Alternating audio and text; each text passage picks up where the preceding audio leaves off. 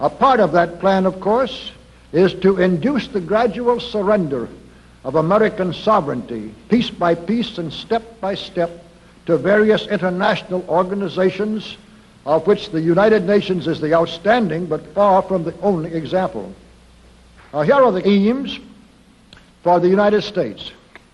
1, greatly expanded government spending for every conceivable means of getting rid of ever larger sums of American money as wastefully as possible.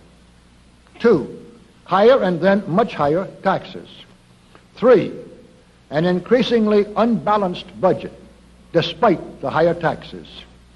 4, wild inflation of our currency. 5, government controls of prices, wages, and materials, supposedly to combat inflation.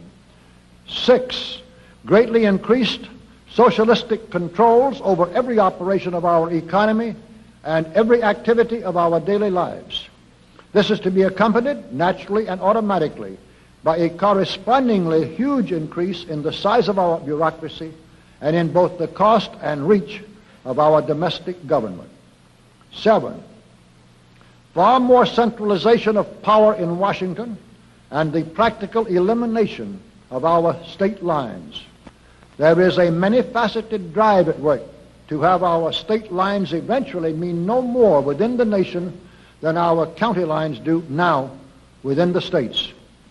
8, the steady advance of federal aid to and control over our educational system, leading to complete federalization of our public education.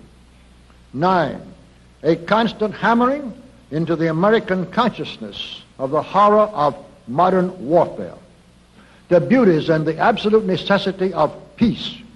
Peace always on communist terms, of course.